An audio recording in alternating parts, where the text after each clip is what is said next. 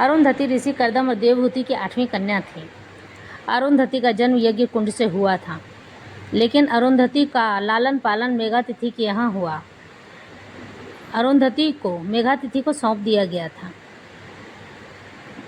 मेघातिथि ने ही अरुंधति का लालन पालन किया और चंद्रभागा नदी के तट पर मेघातिथि का आश्रम हुआ करता था।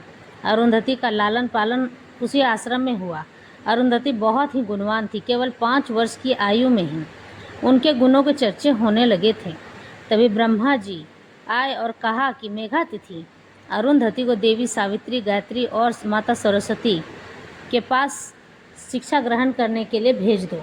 जहाँ पर देवी सावित्री, गायत्री और माता सरस्वती और द्रुपद धर्म की चर्चा करते हैं, अरुंधति को देवी सावित्री के पास पूर्ण शिक्षा ग्रहण करने के लिए छोड़ आए। फिर अरुंधति शिक्षा ग्रहण कर कुछ वर्षों के बाद मेघातिथि के पास वापस लौट आए।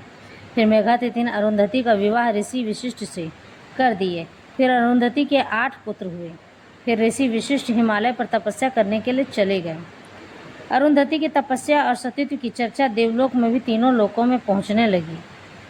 तो त्रिदेव अरुंधति की परीक्षा लेने के लिए पहुंच गए।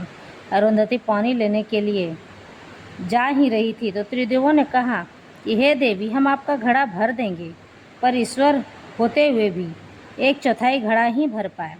फिर अरुंधति ने अपने सतीत्व के बल पर वो घड़ा भर दिया और त्रिदेवों को उनके प्रश्नों का उत्तर मिल गया कि अरुंधति एक सती नारी है और एक सतीत्व से कभी भी लड़ाई नहीं की जा सकती है। त्रिदेवों ने अरुंधति को आशीर्वाद दिया और वो पुनः अपने स्थान को लौट आए।